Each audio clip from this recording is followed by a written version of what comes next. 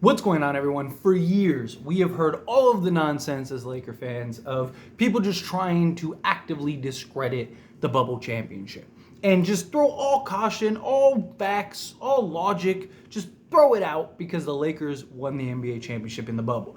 Not even taking into account that everybody that was in the bubble said it was the hardest experience of their lives. The conditions, the environment, not having the home fans, not having your friends and family around, not being able to sleep in your bed, the exhaustion, the quick turnarounds, and it was just chaos. It was the Wild West. And everybody talked about how mentally draining it was. It was so bad, most people didn't even want to go. I think the Clippers, they wanted to just leave the bubble. They were there for like a week and they were like, all right, we want to get out of here, right? It was the mental toughness and fortitude that allowed these teams to make it to where they were at. On top of that, the Lakers were the best team in the league all year. Like, that's what's funny is like people act like the Lakers were this were this lottery team that got gifted the bubble and just magically went on some run and won. No, they were the best team in the entire league. They had the best record. They had the best defense. Before the break, before the pause leading into the end of the season in the bubble, the Lakers beat like 4 of the top 5 teams in a row. You had a LeBron James who was on a tear. Anthony Davis was on a tear.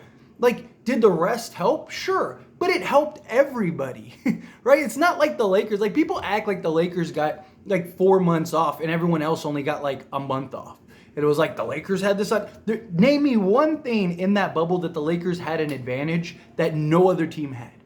Guess what? Here's the secret. There wasn't one.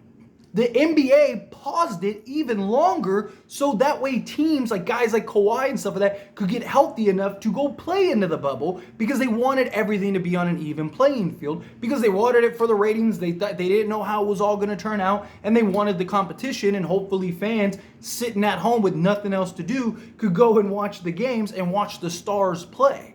So the Lakers had nothing. If anything, you can make an argument that this would have hurt the Lakers because the Lakers were rolling. Again, they were cruising, best record. They beat Boston, Milwaukee. I think they beat Denver. Like, they were cruising. Like, they were looking like the dominant fashion. People were like, oh, well, LeBron and AD, they would have worn down or they would have, gotten injured. Like, they hadn't done that all year. That was the healthiest season they've had ever. Like, right? LeBron James was great and only missed like a handful of games. Anthony Davis had only missed a handful of games. Again, there's no logic, rhyme, or reason why that was discredited. And now, guess what? Here is even further proof of why the bubble was legit. We have the bubble rematch primed and ready to go. You got Lakers versus Denver, which was the Western Conference Finals matchup. And then you have Boston and Miami, which was the Eastern Conference Finals matchup. You had, and in this case, the Lakers weren't the best team all year, right? And Miami was not one of the best teams all year. And now you have a 7th and an 8th seed with the potential to face off again in the bubble. And Miami very well could beat Boston. They give them fits. For whatever reason, Miami just gives Boston fits. We saw the lack of experience and just lack of mental toughness in closeout times with Boston, right? I mean, how many games have they just fallen apart and just given away? That Philly series felt like a series of like, who's trying to lose more, right? It was like Philly had every opportunity to win that series and Boston was just gift wrapping it to them. And they just couldn't close it out. And they were just like, nah, you have it. Nah, you have it. Nah, you have it. It was just this never-ending 7-game series of like, who's going to tank harder to give the other team the next round. And you saw Miami run through everybody. You saw the Lakers run through everybody. You saw Denver run through everybody, right? And look, I want Boston versus LA. I think that is the money game. I think that is the game that most people would want to see. I think that would get the biggest, just viewership. They could get the most money for the NBA. But beyond that, the storyline that would come with that, right? The Lakers and Celtics rivalry, right? The winner breaks the tie and gets number 18. I mean, these are things that like they make movies about, right? This bad team and then the juggernaut coming together, clashing David and Goliath, and winner take all type thing. And I just think that would be the headlines. I think the media and everything would just run rampant with it. But the other headline would be the Lakers versus Miami, because that's the bubble championship, right? Like, you don't think the media would love that? Like, all the headlines and marketing and all that stuff that they could do for that to show the bubble wasn't a fluke. The underdog sweetheart Miami Heat versus the, underdog Lakers who started 2-10 and looked like a total disaster, and they figured it out and got some trades, and boom, here we go, right? Like, it'd be the last time like something like this has happened since Pau Gasol was traded to the Lakers and they made the finals that year. Like, the stories just write themselves. Now, Denver is very tough, right? I'm not saying like, oh, lock it in, Lakers are going to the NBA Finals. I believe they will. I said I wanted Memphis, I wanted Golden State, and I wanted Denver. Because there won't be any excuses for anybody if the Lakers win. They beat the toughest home team in the league, and who many people thought would come out the West. They beat the defending champions, and if they beat the Denver Nuggets, then they beat the number 1 seed in the entire league, or in the entire Western Conference, right? And what excuse do you have? There's nothing. There is no asterisk. There's no question mark. There's nothing. The Lakers were just the better team, right? Now, they're going to have their hands full with Denver. Denver is a very good team. But the Lakers have matched up extremely well with them all year. And that was before this trade, right? The Lakers split the series 2-2. One of those games, they won without Anthony Davis. And I think another one, they didn't have LeBron. But regardless, they split the season series against them. And they didn't have this new roster. Denver lacks the defense. They're more predictable on offense than Golden State was. They're a great team. Like, the difference between Golden State and the Denver Nuggets is Denver can go 5 wide, right? Like, the Lakers with the Memphis series and with the Golden State series, you really only had to worry about like 2 or 3 guys on the court, right? This, you have to worry about all 5. Even Jokic can knock down the 3 ball. He doesn't shoot a lot of them, but he's capable of knocking them down. If you leave him wide open, he's going to hit it. So Lakers are going to have to navigate and figure that out. How do you pull, because they're going to pull Anthony Davis out of the paint. So how do you make those adjustments, right? The Warriors kind of gave a bit of a blueprint on how to make things difficult for the Lakers. But like Draymond Green said, the reason we couldn't beat the Lakers is we couldn't figure them out. And like I said, it's because every single night they have somebody else that'll beat you, and you don't know who that's going to be, right? You know what you're going to get from LeBron. You know what you're going to get from AD, but is it going to be Austin tonight? Is it going to be D'Lo? Is it going to be, Lonnie? Is it going to be Schroeder? Is it going to be Rui? Is it going to be a combination? Like, that's why it's so hard to really stop these guys and figure them out, because every time it's somebody else. And whoever wins in the Eastern Conference, it's money for the Lakers either way. And I don't mean money in the sense of lock it in, we win the championship. Again, I think we win the championship. I would rather play Miami than Boston. I think we run through Miami personally. Boston, I think, would be tough. I think the Lakers win that because I think the Lakers have the better execution.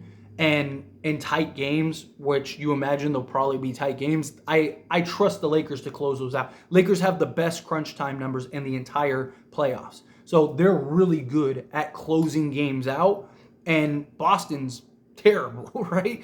Boston should have lost if Jason Tatum didn't just take that game over down the stretch, which credit Jason Tatum. He's a credible talent, and he dropped, 51? Something like that in this game to close out. So incredible.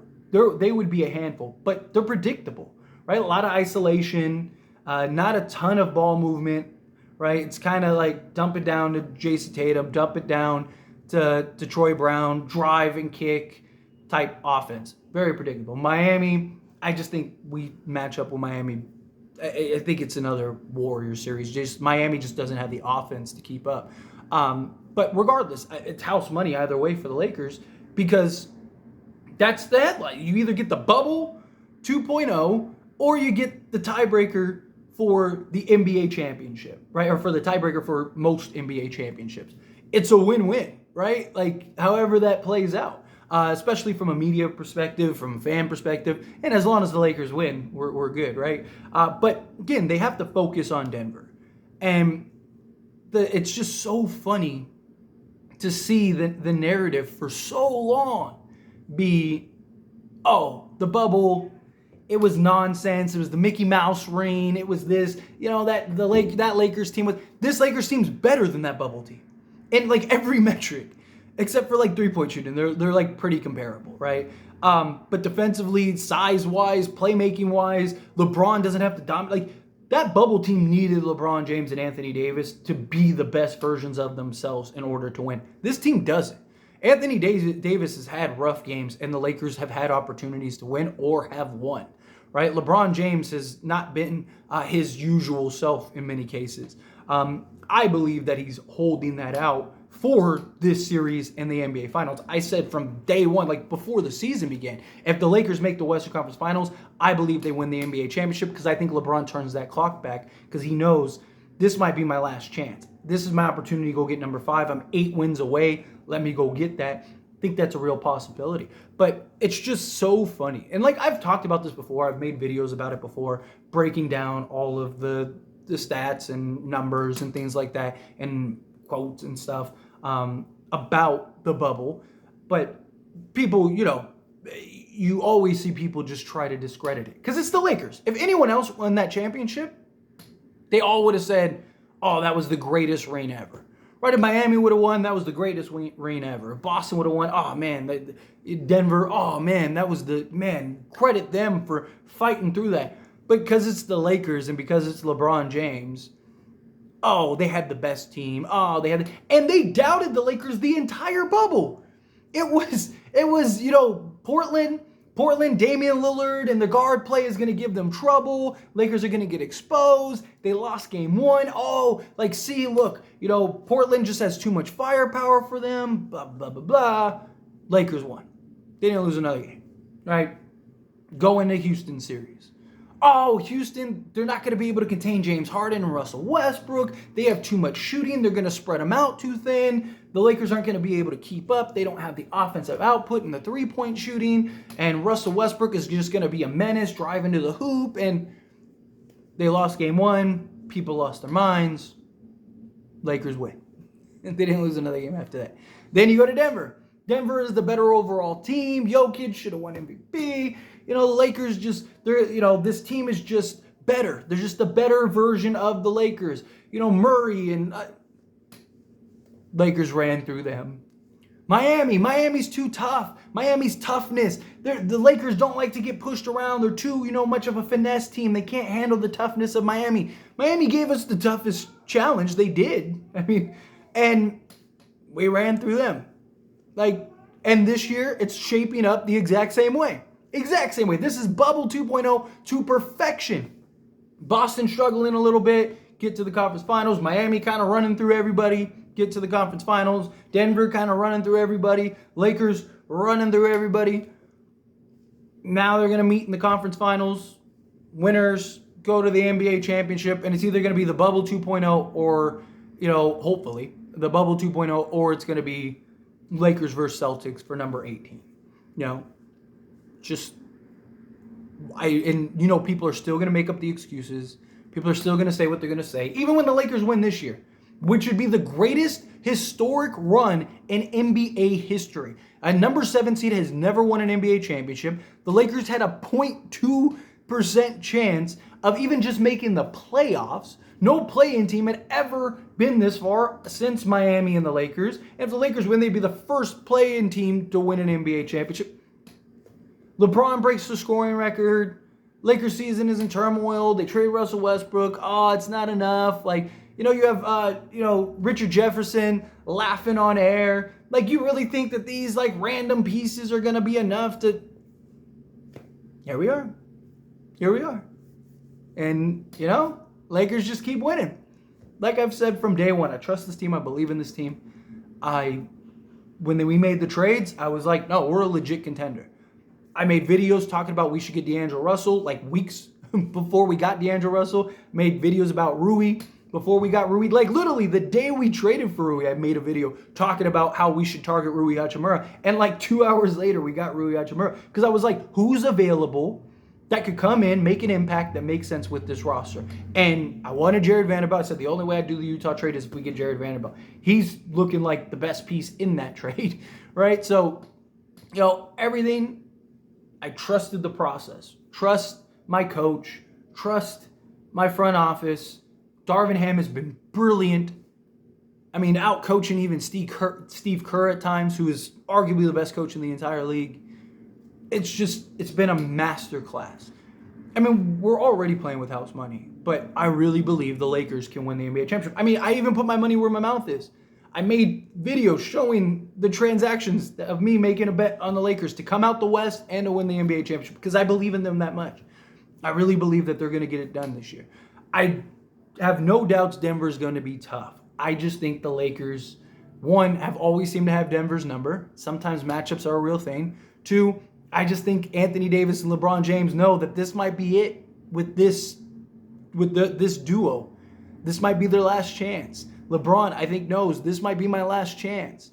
So I'm not going to take it for granted. I really think you see the LeBron James we saw in Game 6 against Golden State, I think you see at least 4 more times in this Denver series. And I think you'll see that at least 4 more times in the NBA Finals. And I think we'll get there and I think we'll win. But people got to stop discrediting the bubble. I know they won't, but I just wanted to make this video because I just wanted to gloat a little bit. It's funny. It's hilarious. All these people for years have just been talking that talk, and now look, here we are. Bubble 2.0, the rematch. But anyway, as always, this is a discussion, so I pass the question on to you. Let me know your thoughts and opinions down in the comments below. What do you think? Do you agree with me? Disagree with me? What are your points? What side are you on? Either way, let me know down in the comment section below.